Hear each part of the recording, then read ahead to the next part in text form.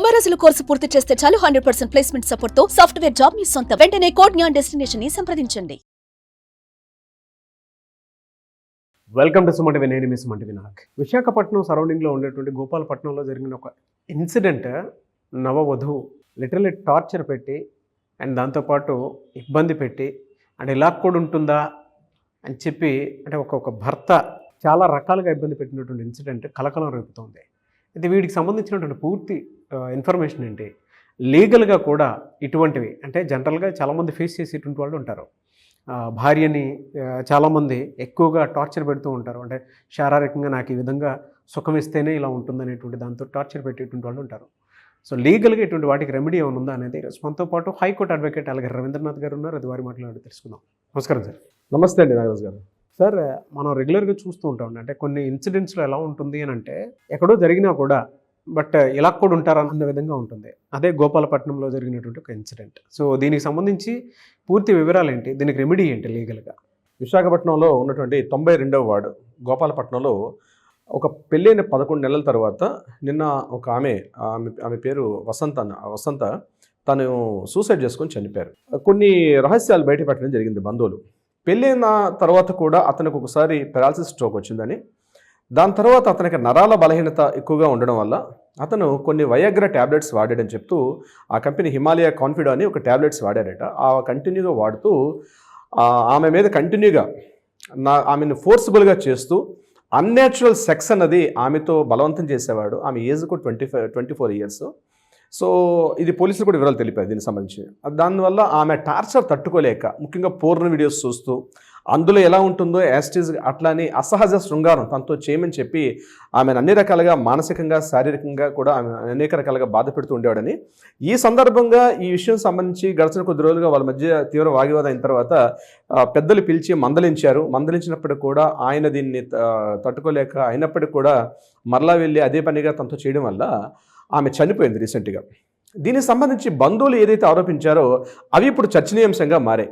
అంటే ముఖ్యంగా ఇటువంటి కేసు ఏదైతే ఇప్పుడు నేను చెప్తుంటే అసహజ శృంగారం అంటే మనకి సెక్షన్ 375 చెప్తూ ఉంటుంది. 375 అన్నది రేపు. అదేవిధంగా సెక్షన్ 377 అంటే భార్యకి ఇష్టం లేకుండా ఆమెతోటి చేసినటువంటి అన్యాచురల్ సెక్స్ అంటారు. దాన్ని యాక్చువల్గా అన్యాచురల్ సెక్స్ అంటారు, అసాల్ట్ సెక్స్ అంటారు. ఇటువంటి ఆమెతో చేయడం ఎంతవరకు కరెక్ట్ అనే విషయం మీద సుప్రీంకోర్టు మీద దీని మీద కూడా తీవ్ర జడ్జిమెంట్స్ కూడా ఉన్నాయి. అయితే ఈ కేసుగా రిలేటెడ్ వర్తించన్నది అక్కడ పోలీసులు దీని మీద పూర్తిగా విచారణ చేసి దాని తర్వాత అందులో ఉన్నటువంటి నిజాలు వెలికి తీసిన తర్వాత మాత్రం తెలుస్తుంది. మరి ఆ కారణం రీత్యా ఈవిడ చనిపోయిందని ఆరోపిస్తున్నది ఇది నిజంగా ఆరోపణైనా లేకపోతే నిజంగా అది కారణం అన్నది పోస్ట్ మార్టం నివేదిక కూడా ఇంకా రావాలి. నివేదిక వచ్చిన తర్వాత తదుపరి పోలీసులు కూడా విచారిస్తారు. అయితే ఈ సెక్షన్ ప్రత్యేకంగా నేను చెప్పినట్టు 377 అండ్ సెక్షన్ 375 ఏం చెప్తుందంటే అసహజ శృంగారం, అన్యాచురల్ సెక్స్ అన్నది. అంటే దీని మీద చాలా భిన్నాభిప్రాయాలు ఒక్కొక్క జడ్జిమెంట్ ఒక్కొక్క రకంగా ఇవ్వడం జరిగింది. ఇక్కడ మనకి హిందూ మ్యారేజ్ యాక్ట్ ప్రకారం అయితే 498 అంటే 498A కిందకి వెళ్ళేటప్పుడు ఏమవుతుందంటే గృహహింస నిరోధ చట్టంలో మానసికంగా చేస్తున్నటువంటి అతని టార్చర్ మానసికంగా కావచ్చు, శారీరకంగా కావచ్చు, కానీ ఒక 4 గదుల మధ్య ఉన్నటువంటి భార్యాభర్తల మధ్య ఉన్నటువంటి ఏదైతే ఫోర్స్ఫుల్లీ సెక్స్ ఏదైతే ఉందో ఇది చట్టం కింద రాదు అని చెప్పి 498A కొన్ని సందర్భాల్లో చెప్పడం జరిగింది. ఇది కాకుండా హిందూ మ్యారేజ్ యాక్ట్లో మాత్రం ఏదైతే భర్త మ్యారేజ్ అయిన తర్వాత ఇటువంటి ఇన్సల్ట్ చేసినా అంటే అసల్ట్ చేసినా ఫోర్సిబుల్ చేసినా సరే అక్కడ ఆ చట్టం ప్రకారం అయితే అది అనేక రకాలుగా కూడా రేప్ అని 375, 377 కూడా తీసుకుంటారు. దీనికి సంబంధించిన కొన్ని శిక్షలు కూడా ఉంటాయి. అయితే దీని మీద భిన్నాభిప్రాయాలు ఉన్నాయి. జడ్జిమెంట్స్ కాపీస్లో కూడా మన తెలంగాణ హైకోర్టు కానీ లేకపోతే కొన్ని కోర్టులు ఇచ్చినటువంటి సైటేషన్స్ మనం చూసినట్టయితే రకరకాల జడ్జిమెంట్స్ ఉన్నాయి. సో రీసెంట్గా సుప్రీంకోర్టు కూడా ఒక కేసు మీద ఇవ్వడం జరిగింది. ఇదే కాకుండా ఇంకా రీసెంట్గా మరొక కేసు చెప్తాను. తెలంగాణ క్యాడర్ చెందినటువంటి ఐఏఎస్ ఆఫీసర్ ఆయన సందీప్ కుమార్ ఝా అని చెప్పి ఆయన ఒక ఐఏఎస్ ఆఫీసర్. రీసెంట్గా ఇతను యాక్చువల్గా ఛత్తీస్గఢ్ సంబంధించిన వ్యక్తి.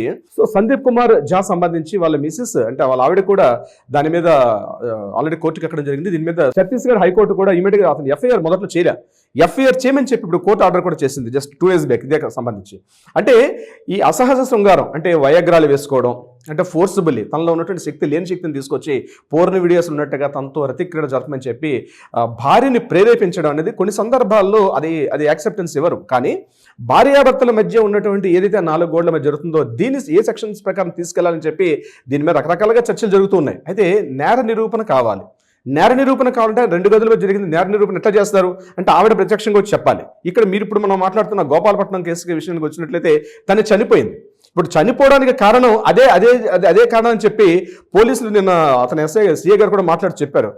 మాకు తెలిసినటువంటి వీడియోస్, మొబైల్ సెట్స్ అన్ని మేము హ్యాండ్ ఓవర్ చేసుకున్నాం. బట్ ఇక్కడ పోలీసులకు పెద్ద బాధ్యత ఏంటంటే ఇటువంటి చూడడం వల్లే ఈ యొక్క ఆమె ఆత్మహత్య చేసుకుంది అనేది కన్ఫర్మ్ చేసుకోవాల్సి వస్తుంది. దానికి సంబంధించిన ఆధారాలు కూడా కోర్టులో ప్రొడ్యూస్ చేయాల్సిన అవసరం వస్తుంది. ఇక్కడ ఎంత కాంప్లికేషన్స్ అంటే ఈ ఇష్యూ మీద ఏదైతే ఇప్పుడు నేను చెప్పినట్టు 375, 377 సెక్షన్స్ ఏవైతే ఉన్నాయో చాలా రకాల ఇబ్బంది పడే పరిస్థితులే. కంప్లీట్ ఫుల్ లెంగ్త్ పేజెస్ ఉన్నాయి అనమాట. ఏ టైప్ ఆఫ్ సెక్స్ చేశారనే విషయం మీద కూడా. సో రకరకాల భంగిమల్లో ఇతను నన్ను ఫోర్స్ చేశాడని చెప్పి ఆమె 15 ఏళ్ల తర్వాత కేసులోకి వెళ్ళింది. కేసు పెట్టినప్పుడు సుప్రీంకోర్టు క్లియర్గా చెప్పింది 15 ఏళ్ల తర్వాత వైవాహిక జీవితంలో కేవలం ఈ యొక్క కారణాన్ని చూపిస్తూ డివోర్స్ తీసుకోవడం లేకపోతే 498A అంటే గృహహింస ప్రకారం అతని మీద శిక్షించే ధోరణి సరిపోదు, విడాకులకి ఇది కారణం చూపించడానికి సరిపోదని చెప్పి సుప్రీంకోర్టు జస్ట్ ఒక 1 వీక్ బ్యాక్ ఒక జడ్జిమెంట్ కూడా ఇవ్వడం జరిగింది. అంటే అసాల్ట్ సెక్స్, అన్యాచురల్ సెక్స్ అనేది ఎంతవరకు అంగీకారం అనేది ఆ భార్యాభర్తల మధ్య ఉన్నటువంటి 2 గదుల్లో జరిగిన శృంగార ఇది కాబట్టి అది ప్రూవ్ చేయడం అనేది చాలా కష్టం. దాని మీద ప్రూవ్ చేయడం కూడా చాలా ఇబ్బంది పడే ప్రక్రియ. ఎవరో ఆరోపిస్తారు, బట్ సాక్ష్యాధారాలు అనేవి ప్రాపర్గా మనం ప్రొడ్యూస్ చేస్తే తప్పించి ఇది మనం చేయలేం. ఇప్పుడు ఇక మనం గోపాలపట్నం విషయానికి వచ్చినట్లయితే ఇక్కడ బంధువులు ఆరోపిస్తున్నట్టుగా అతను కంటిన్యూగా టాబ్లెట్స్ వాడుతున్నాడని చెప్పి దానికి సంబంధించి ఎవ్రీ మంత్ అందులో మార్నింగ్ 2 టాబ్లెట్స్, ఈవినింగ్ 2 టాబ్లెట్స్ వేసుకుంటారు. అది కేవలం మల్టీవిటమిన్ క్యాప్సూల్స్ అని చెప్పి వాళ్ళ పేరెంట్స్ కి చెప్పడం జరిగింది. కానీ అవి మల్టీవిటమిన్ క్యాప్సూల్స్ కావు, తనలో పొటెన్షియాలిటీ కోసం అని చెప్పి అతను వాడుతున్నాడు అని చెప్పి కూడా ఆరోపిస్తున్నారు. సో అవన్నీ కూడా నిజానిజాలని కూడా అవన్నీ కూడా కోర్టులో పోలీసులకి పెద్ద ఛాలెంజింగ్ ఈ టైప్ ఆఫ్ కేసెస్ అని. ఈ టైప్ ఆఫ్ కేసెస్ పోలీసులు నిజంగా ఛాలెంజింగ్ కేసెస్, ఇది ప్రూవ్ చేయగలగాలి. బట్ ఏదేమైనప్పుడు కూడా వాళ్ళ చుట్టూ బంధువులు చెప్తున్నటువంటి ఆరోపణలు అయితే ప్రకారం చేస్తున్నారు. బట్ ఇది నిజమా కాదు? అతను చేసే వృత్తి కూడా ఎలక్ట్రీషియన్ వర్క్ అంటారు. దానికి సంబంధించి ఎలక్ట్రీషియన్ వర్క్ అంటే కంప్లీట్గా అతను ఇంతకుముందు ఎలక్ట్రికల్ డిపార్ట్మెంట్లో పోల్స్ ఎక్కడం దిగడం కూడా చేసేవాడు. సమ్ ఏదో డ్యామేజ్ అయ్యాయి. అప్పటి నుంచి కూడా అతను ఇంపార్టెంట్ విషయం 2 సార్లు కూడా ఆవిడ గర్భస్రావం జరిగిందని కూడా చెప్పడం జరిగింది. సో పిల్లల కోసం అని చెప్పి తను ఈ వర్క్ చేశాడని కూడా వీళ్ళ తరపు ఎవరు చనిపోయారంటే ఈ బంధువులు అంటే అబ్బాయి తరపునటువంటి బంధువులు ఏం చెప్పడం అంటే అతనికి ఈ రకంగా డ్యామేజ్ జరిగింది, దానివల్ల అతను వాడుతున్న టాబ్లెట్స్ అని చెప్పి చెప్పడం జరుగుతుంది. టాబ్లెట్స్ వాడడం కరెక్టా కాదా? టాబ్లెట్స్ అనేవి వాడుతున్నాం. టాబ్లెట్స్ అనేవి గవర్నమెంట్ ఆథరైజ్డ్గా మనకి మెడికల్ స్టోర్స్లో మనకి అవైలబిలిటీ ఉంటాయి. అటువంటి మెడికల్ షాపుల్లో ఉన్నటువంటి అఫీషియల్గా వాళ్ళు అమ్ముతున్న మెడికల్ షాప్స్లో కొని దానిని వాడుకోవడం, అతను ఎక్కడో వేరే రకంగా యూజ్ చేయట్లేదు, తన భార్యతో శృంగారం కోసం ఇంపార్టెన్షియల్ లేకుండా తను వాడుతుంది. అది కరెక్టా కాదండి? దీని మీద చర్చలు, విచారణలు, డిస్కషన్స్ అంతా అయిన తర్వాత జడ్జిమెంట్ అయితే వచ్చింది.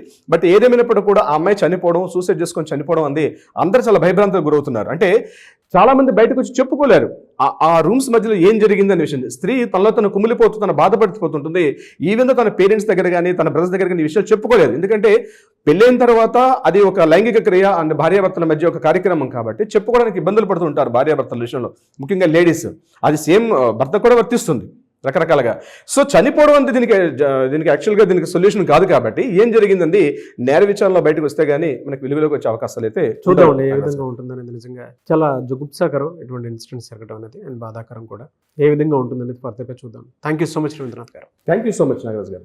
సుమన్ టీవీలో మీ పర్సనల్ అండ్ బిజినెస్ ప్రమోషన్స్ కోసం కింది నెంబర్కి కాంటాక్ట్ చేయండి.